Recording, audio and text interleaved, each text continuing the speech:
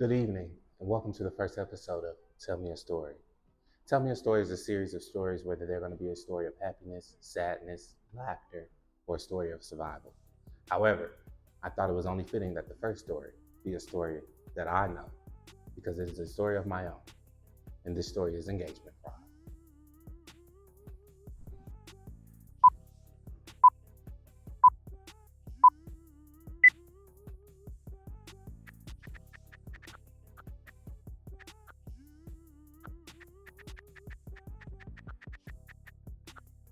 Welcome again to Tell Me a Story.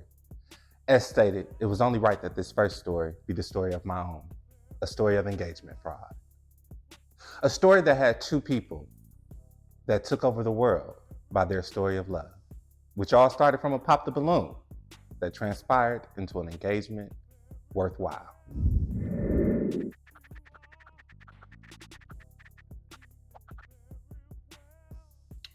So everyone wants to know, how did we meet?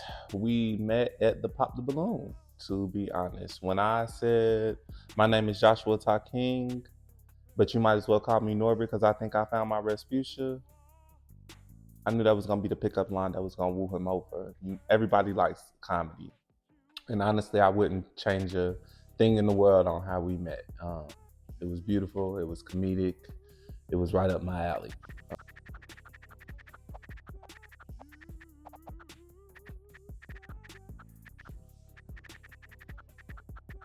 How do we get from pop the balloon to an engagement? Well, let me tell you this. So from the pop balloon, we started building a friendship. I actually went out to Mexico, went on a trip. I came back. When I came back, I went to his house. I want to say that Friday. And when I went to his house, like he said in his video, he presented the opportunity to get a bag, to be able to showcase me off to a bigger platform, to allow me to reach more people, because he ultimately believed in my talent and wanted to support me in that. And I am forever grateful for that. So I will say that that's how it kicked off, with the trolling video with the sexy red. Yeah, my name's sexy, you know what to do. That was the first video that we had that I felt like took off and kind of started the igniting flame that led up to the engagement.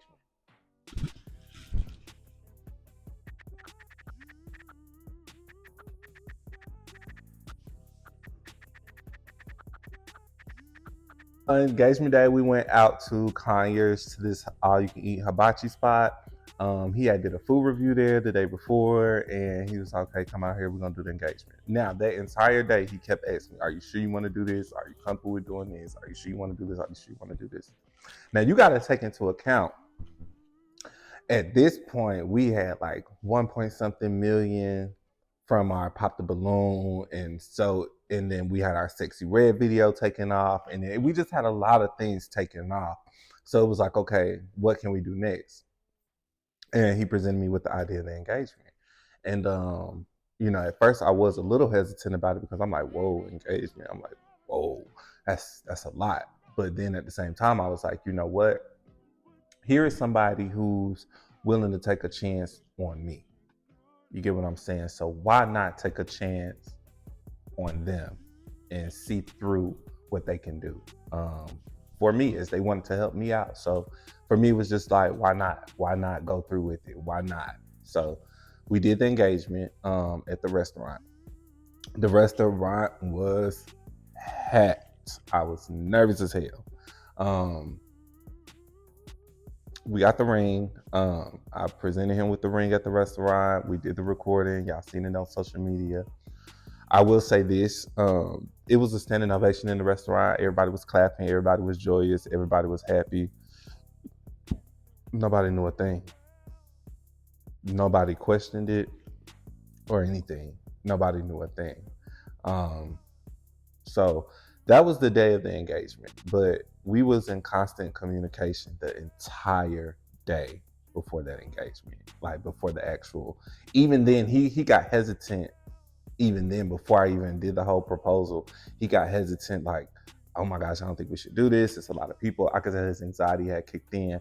But I kind of comforted him and just was like, we gonna do this. We got this. We done talked about this all day. Let's just do it.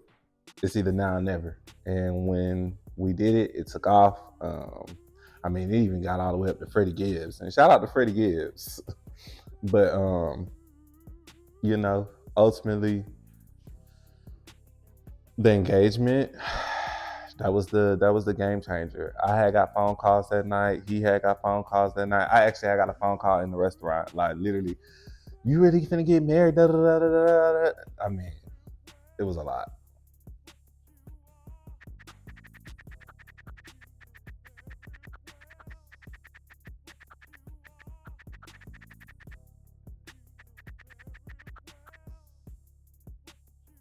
So, everybody wants to know, well, is the relationship real that you guys built since the engagement is fake, et cetera, et cetera? And for me, the relationship and friendship that me and Bushai was building and currently still is building is real. Our friendship is forever real. To me, I'm big on that, and I don't use the friend term too loosely. Although the engagement was not real, I do want y'all to understand that I too played a part in that as I agreed to go through with it as well. So I don't want y'all to just hang him out to dry on his own, because it took two to tango. It took two to make this engagement work. It took two for us to actually see through all of the content that we created. It took both of us to do it. And I do apologize for those that we may have hurt by deceiving you guys. But ultimately, I do thank you guys for all of the love and support that you guys have shown me and have continued to show me. And I'll forever be grateful for that. And shout out to all of the alien superstars.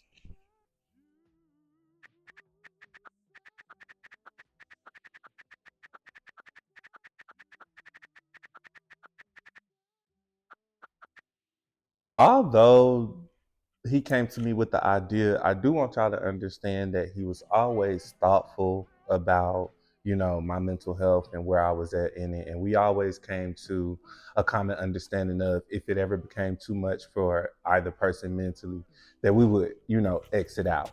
Although the exit out was not as, I would have desired it to be.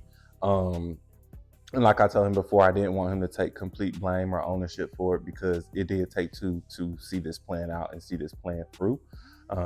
I have no choice but to respect his decision and how he went about it. Because at the end of the day, I take mental health serious, and if he felt like his mental health is what was being impended upon, then by all means, blow it up.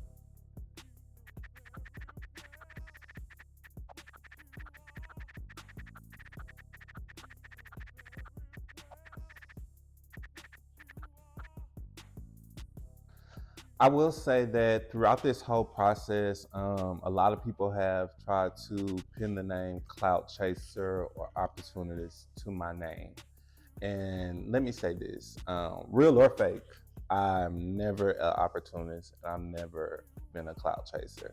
And anybody who knows me outside of social media, they will tell you that themselves. I've always had my own place, my own car, my own everything.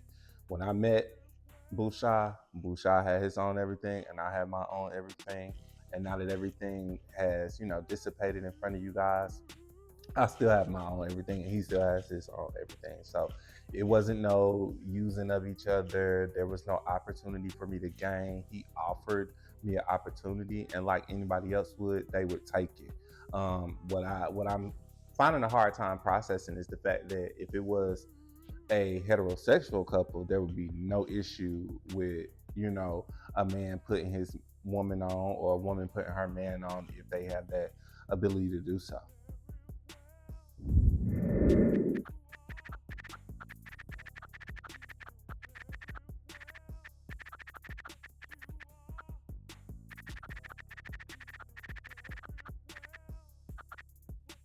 So when Busha dropped the bomb to the world on live while I was asleep, I woke up and my phone was on fire. I had text messages, I had DMs, I had all of this stuff going on at once. And then I also had like 7 texts from him. or what felt like 7 text messages. All I read was the first line that said, I told the world everything. I said, you did what? If he could have seen my face when I read that, his wig would have turned around. I'm just saying. Like, I literally was like, you did what? Because I had already understood that, he was a little intoxicated, this, that, and the third. And then, he had showed up to my house, but I didn't have my phone, I didn't hear my ring, and then he didn't knock on the door, he left. So, a lot of things could have played a factor into the expose. But I was pissed. I was pissed because I'm like, why did you do it while I was asleep? Why did you do it before we can even talk about it? Because I never wanted you to take full blame for anything. I never wanted to be like that, because at the end of the day, we two grown adults and we both took accountability in this. So I would never want it to just be one-sided. Like, I would wanted us to both have been live and set it on live together, to be there to kind of comfort each other throughout it, because I kind of knew people would be attacking him, kind of like they're doing now, which you guys really should be mindful that there's actual real people involved with real emotions. So kind of ease up on the attacks. I mean, it's no different than what you see on like Love and Hip Hop, or some of these dating shows, The Circle and Love Is Blind and blah blah blah. People come up with storylines and people come up with fake relationships, and you guys eat it up. So don't condemn him to the cross or me to the cross for essentially doing the same thing that people are doing in their everyday lives or every day on camera.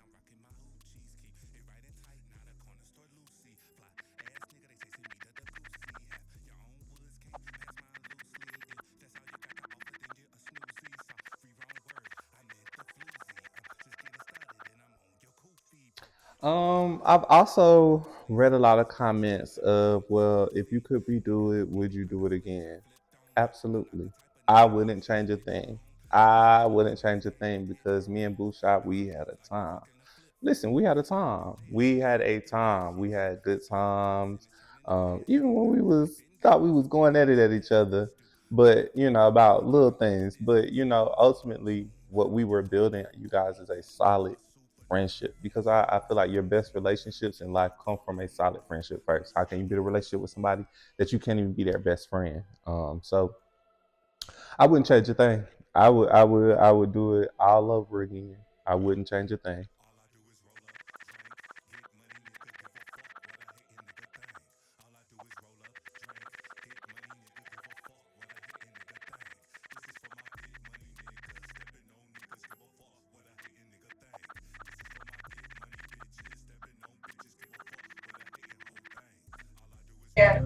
Next question, Tamika.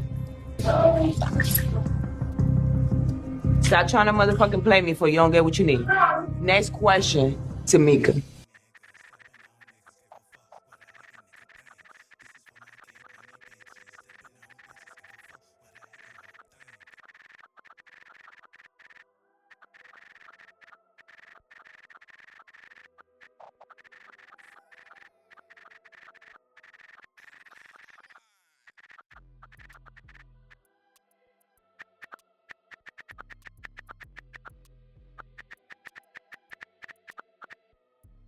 I hope to hit you guys with some more videos. Make sure you guys like, comment, and subscribe to my YouTube. Also, make sure that you share it as well, because ultimately I want to be able to help people tell a story, whether it's, like I said, good, bad, indifferent, weird, funny. I want to hear it. And I want to provide you a safe space where you can tell that story. We might have to get into some questions, because sometimes you guys, some of y'all stories be a little outlandish. So I might call you out now and say, let me see them receipts. But ultimately, I want to, as I said with Busha, I want to create an empire. I want to create a safe space. I want to create ultimately a content house full of LGBT content creators. That is what I want to do.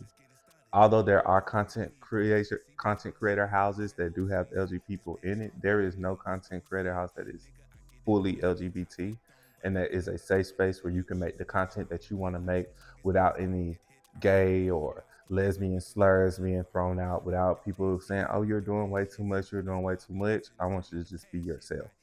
That is what I would hopefully be able to provide in the future as far as YouTube and content creation is going on.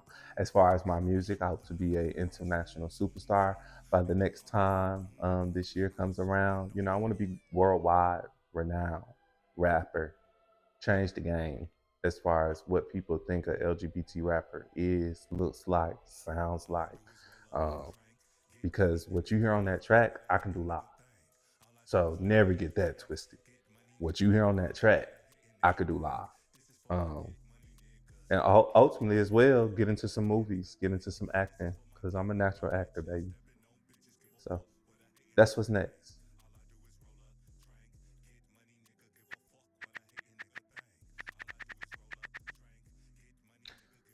What you had were two people who wanted to be known around the world. They were known around the world for engagement fraud. This was that story. Although this was just one person's account of the story, feel free to venture over to Mr. Crying So Bad page to get his account of his story of engagement fraud. This has been Joshuatikeen. Don't forget to like, comment, and subscribe. As you know, this is Tell Me a Story. Thank you. Bitch, I'm that nigga.